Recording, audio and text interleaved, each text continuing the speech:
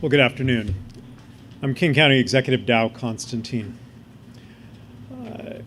We've reached a critical moment in the long fight against the pandemic, one that will determine how quickly and how safely we will emerge. Hospitals in King County and all across our state are at their highest occupancy rates, admitting more COVID-19 patients now than at any point since the pandemic began more than a year and a half ago. In fact, earlier today, Public Health, Seattle and King County had to provide guidance to our region's hospitals on how to plan for additional morgue capacity. COVID continues to adapt and become stronger, and so must we. The good news is we have effective tools now that we didn't have at the start of the pandemic, including safe vaccines that are free to anyone 12 or over. And because 85% of King County residents have received at least their first vaccine dose, among the highest of any major metropolitan region in the country, we're able to apply a verification policy that will keep people safe and keep businesses open. Today, I'm announcing a new local health order. It will require proof of an approved COVID-19 vaccine or a negative test to enter certain businesses and venues beginning on October 25th. Our Public Health Officer, Dr. Jeff Duchen, will provide details in a moment, but this health order will apply to these main categories: outdoor, recreational, and entertainment events with 500 or more people. So that's including professional and college sports and concerts.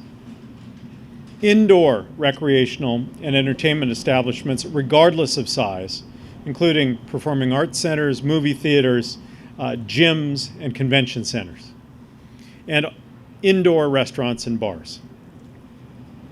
We developed this policy after conducting extensive engagement with a wide range of experts and stakeholders and community leaders, and they helped us develop a plan that is based on science, that keeps businesses open, and that promotes an equitable recovery. I want to make one point clear. The reason we are able to apply an approach that achieves these multiple goals is because the vast majority of King County residents have gotten the vaccine. Otherwise, we could potentially be looking at having to go backward, at having another lockdown. I want to thank everyone in King County who has been vaccinated already, and I encourage everyone else who is eligible to do the same. Your life and your health and the health of our community and our economy depend on it. And I want to thank our healthcare professionals and our public health employees for their tireless work over the course of more than a year and a half to keep us all safe. And that includes our own public health officer. Please join me in welcoming Dr. Jeff Duchen. Good afternoon. I'm Jeff Duchen, Health Officer for Public Health, Seattle and King County.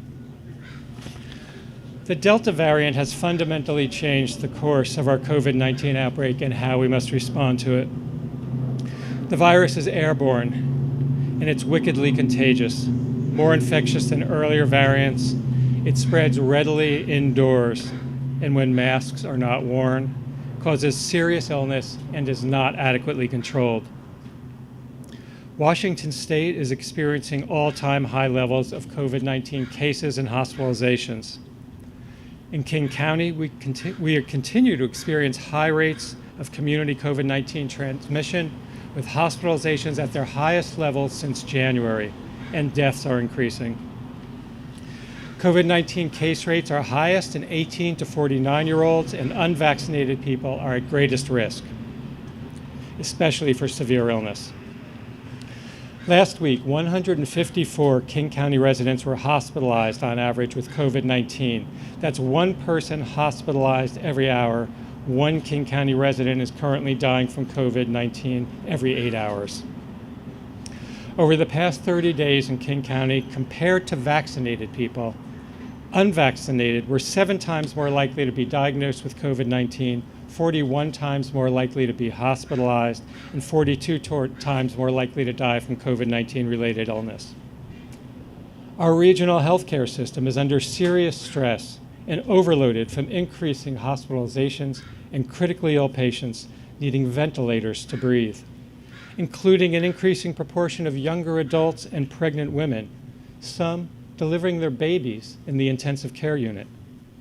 No pregnant woman should have to deliver a baby prematurely while on a ventilator in the intensive care unit, and no child should have to start their life that way, because COVID-19 is preventable through vaccination, the single best option for protecting individuals and our community. I want to thank Dr. Chris Murray's team at the University of Washington's Institute for Health Metrics and Evaluation, especially Dr. Ali Mokdad, Dr. Bobby Reiner, and James Collins, who provided us with a report that models the projected course of the COVID-19 outbreak in King County over the next 6 months and estimates the impact of vaccine verification for entering restaurants, bars, and gyms on COVID-19 cases, hospitalizations, and deaths. I'll briefly summarize the results, and I very much appreciate that Dr. Murray is here today to answer questions about the report. It will also be available online. First of all, it's important to understand IHME projects our outbreak to worsen in the next 6 months. In the absence of vaccine verification, IHME projects that over the next 6 months, there will be 300,000 new infections in King County, 164 of which will be diagnosed and reported, compared with 145,000 total reported to date. And there will be approximately 8,000 new hospitalizations, compared with approximately 7,700 total to date. And there will be up to 1,000 or more additional deaths. The peak of the winter surge is expected to be mid to late December. Now, on the other hand, IHME concludes that vaccine verification in King County will prevent substantial numbers of infections, hospitalizations, and deaths.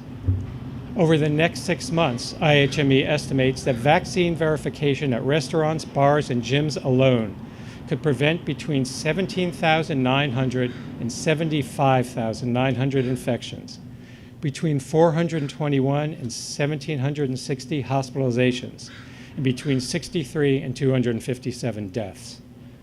That's preventing between 10 and 43 deaths on average each month from vaccine verification in restaurants, bars, and gyms alone. In the model's maximum effect scenario, vaccine verification could prevent up to 20% of infections, hospitalizations, and deaths.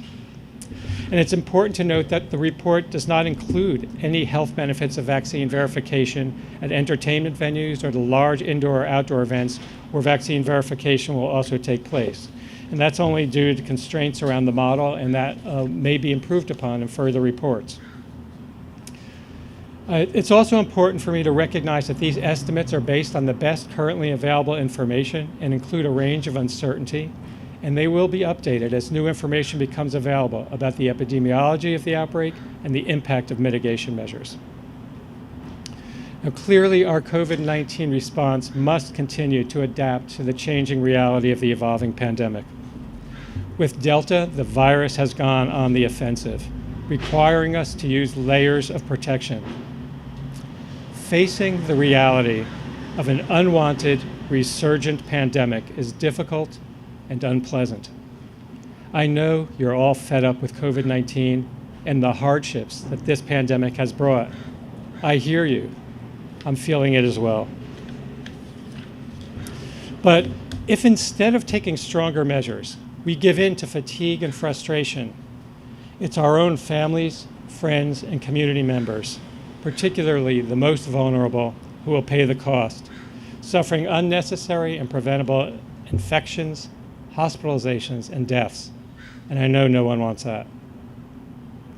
Most importantly, we need to pay attention to the number of serious infections and the resulting threat our hospitals are facing, and safeguard our healthcare system so you can get the care you need, including life-saving care when you need it and whatever you need it for, whether it's COVID-19, for a heart attack, a stroke, cancer care, or a serious accident. For these reasons, King County will require verification of full vaccination status or a negative test to enter outdoor public events of 500 or more people and indoor entertainment and recreational establishments and events such as live music, performing art, gyms, restaurants, and bars. These requirements will go into effect on October 25th for outdoor venues in the majority of the indoor establishments, and December 6th for restaurants with seating capacity of 12 or fewer who need extra time. And this gives people time to start their vaccination series or complete their vaccination series, and it gives venues time to prepare. Vaccination verification requirements will reduce the spread of COVID-19 in high-risk public settings, prevent COVID-19 cases, hospitalizations, and deaths, and help stabilize the healthcare system and return patient loads to more manageable levels. It will make businesses and other public venues safer for customers and workers and our community. And by decreasing COVID-19 spread, it will also decrease the risk to our children. And this is especially important until vaccine becomes available for those 5 to 12 years of age, which should happen sometime this fall. Taking these steps to stop the spread of COVID-19 now should also help reduce the risk of potentially more disruptive measures being required in the coming months. I want to be clear that this order is not intended to be permanent.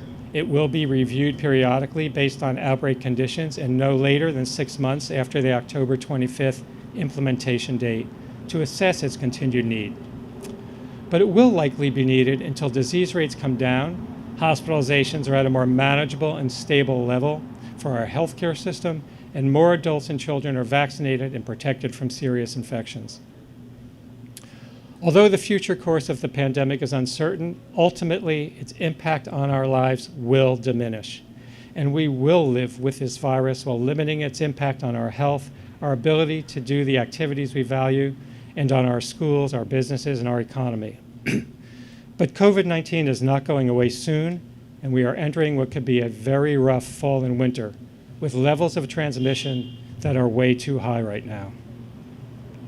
Along with wearing good quality, well-fitting face masks in public, improving indoor air through ventilation, filtration, and UV technology, through distancing and limiting high-risk activities, vaccine verification will further reduce infections and hospitalizations, save lives, and help get us where we all want to be sooner and more safely. I now welcome to the podium the Mayor of Seattle, Jenny Durkin. Thank you, Jeff. Thank you, Executive Constantine. You know, from the very beginning of this pandemic, the city, the county, public health, the State Department of Health have been connected and speaking with one voice. But we wouldn't be able to do it without the residents and businesses, the healthcare workers of this great city and this great region. And we are here today to continue the partnership with those partnerships and to keep Seattle and King County safe. We've come too far, and it has been too hard for us not to do the right and smart thing now. We are the first region in the country to experience COVID-19. And I'm sure, as you recall, at that time we had a president who didn't believe in science and lack of national leadership. We had to decide how to respond to this once-in-a-generation challenge. So we innovated. We secured testing supplies from our international partners. We entered the Hunger Games to make sure our healthcare workers could have PPE and the supplies they needed. We launched a national leading testing program and infrastructure that passed over 1 million tests this week. We also launched vaccination efforts that reached hundreds of thousands of Seattleites and made sure it was based on equity.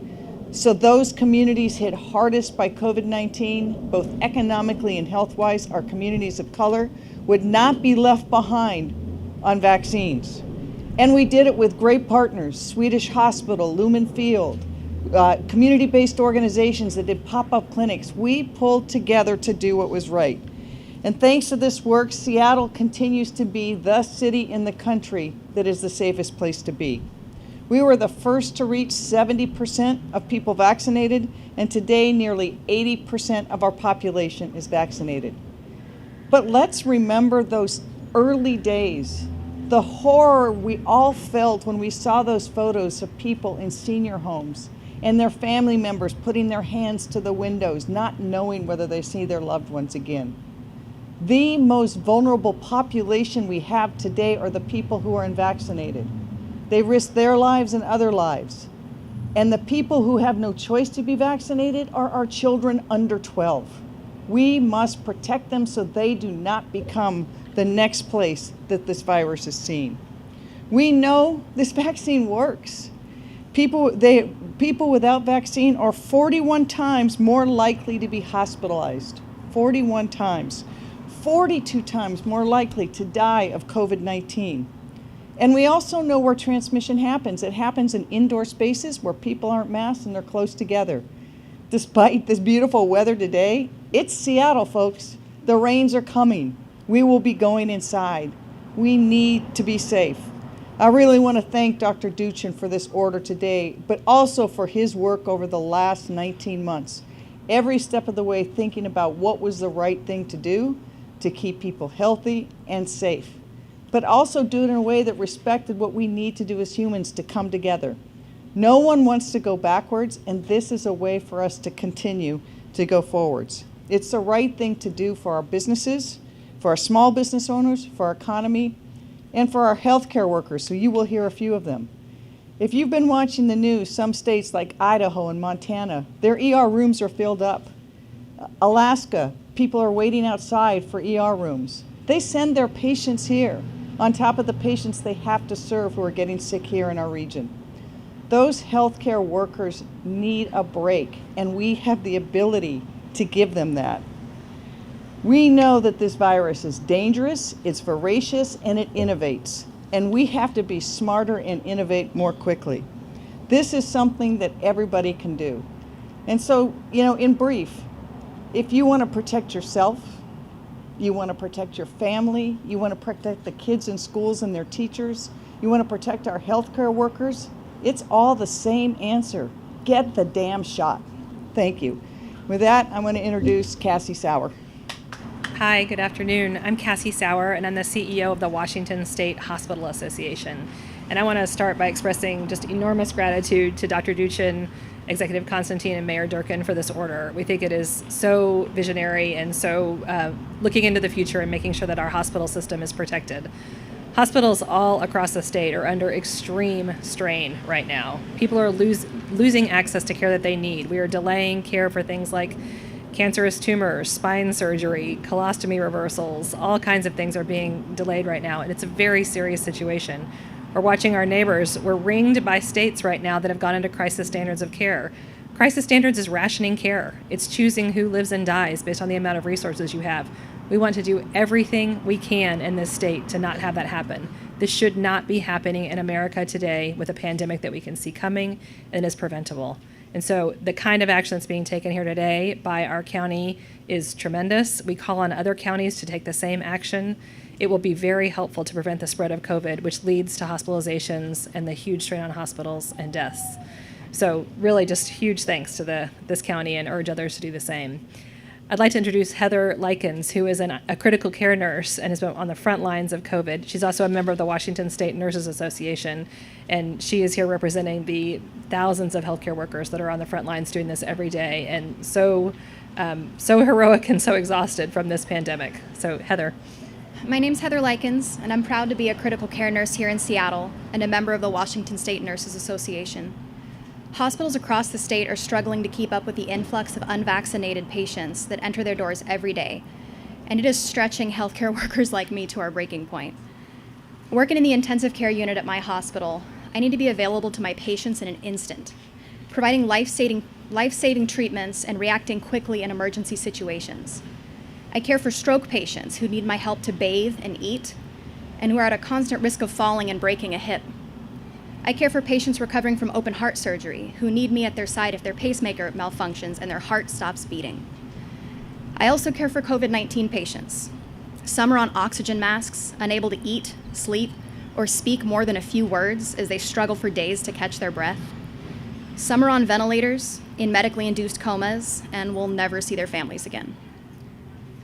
It's my duty to treat these patients the same, regardless of their vaccination status. But it gets harder and harder every day to look into the eyes of my patients, their families, and my coworkers and pretend like it's all going to be okay. More and more frequently, I'm expected to do the impossible and be in 10 places at once. Because hospitals are so understaffed, nurses, like me, are often unable to give our patients the care they deserve in their most desperate of moments. Throughout this pandemic, healthcare workers have become exhausted, angry, traumatized. Many have chosen to leave the workforce to focus on their own personal health. Those of us who remain want to continue caring for you and your loved ones, but we can't do it alone. We need everyone's help to reduce COVID-19 cases so that we can continue to care for every single patient. I want to applaud the steps that Seattle and King County have already taken to keep us safe. Because of policies like the one announced today, we have a shot at slowing the spread of coronavirus. Nurses and healthcare workers have watched with trepidation as large gatherings have resumed. Ensuring individuals together in indoor spaces and large events are vaccinated will help slow the spread and ease the tremendous pressure on our healthcare workers in hospital. This is about protecting our community, and we all need to do our part. Thank you. Hi, my name is Todd Miner. I own Nana's Southern Kitchen in Kent, Washington as well. We opened up a brand new location in Covington, Washington. Nana's is based on a legacy of my great-grandma Myrtle, who used her food to bring people together. We learned so many life lessons working with her in the kitchen, and she had a unique gift of making sure everyone felt welcome. A key part of feeling welcome is feeling safe. At Nana's, we have an opportunity now with the vaccine verification mandate to continue to personify the great legacy of my great-grandma. If you choose to disclose your vaccinated status or show the necessary paperwork showing that you were COVID negative, you'll have the opportunity to dine in at a restaurant and experience a terrific service and outstanding hospitality. If you make a decision not to disclose your vaccinated status, or you choose not to disclose that information, you will continue to be served via takeout, a world-class takeout experience, one that we feel like we frankly mastered over the last 18 months. I mentioned my great-grandma. She taught us so many life lessons. One was like in times of uncertainty, times of strain, times of extreme pressure, find the space to be kind to one another. I invite each and every one of you to keep your community safe and take the necessary action to do so. I want to introduce Nate Dwyer from the Seattle Theater Group. Hi, I'm Nate Dwyer, COO of Seattle Theater Group, home of the Paramount, Moore, and Neptune theaters. Seattle Theater Group is very happy to support this policy. Some weeks ago, as we were preparing to reopen our theaters, we implemented a vaccine and mask mandate. After being closed for the better part of a year and a half, as we continued to reopen and made our plans, we had to make a decision. Obviously, we wanted to reopen our industry, get artists and arts workers back to work after a long time off. And we also had to consider our obligations to public health as a community arts organization. Incredibly complex time to be reopening this business, but ultimately a simple decision for us. Taking this action mitigates risk. It mitigates risk of a terrible public health scenario, and it mitigates risk of us having to shut down again. We've been shut down. We don't want to do that again. So with this, we think we have made the safest version to allow our continued existence within the arts industry, and would invite everybody to participate in the arts, go out, visit a museum, come to a show, have fun, and know that you can do so just a little bit more safely. And with that, I will hand it back to Executive Constantine. Continue to observe all the rest of the public health recommendations as well, to mask, to wash, to provide social distance, and ultimately together we can both protect health and keep our economy and our community moving forward into recovery. Thank you very much for being here today.